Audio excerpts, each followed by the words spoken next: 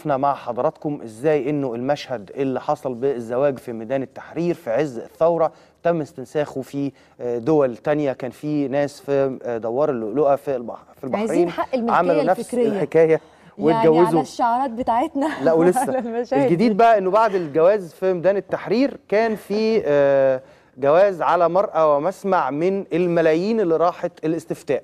الصور اللي حضراتكم شايفينها دي هو زواج مصري في طابور الاستفتاء يوم 19 مارس.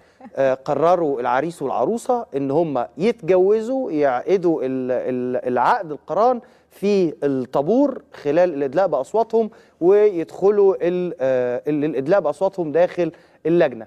لغايه دلوقتي طبعا تبقى اول ورقه وقعوا عليها بالزبط. بعد ورقه الجواز هي ورقه الاستفتاء. ويا ترى هل كانوا متفقين في الاه ولا ولا لا؟ اكيد طبعا. يا العريس اثر على العروسه ويعني الرجال قوامون على النساء فهي اشتغلت معاه على نفس الراي او العكس صحيح. بس كده ده تصويت فردي واسري وجماعي للمدعوين واحتمال كمان يكون المأذون كمان كان بيصوت معاهم في نفس الطابور في نفس طبعا. اللجنه. طبعا. اهو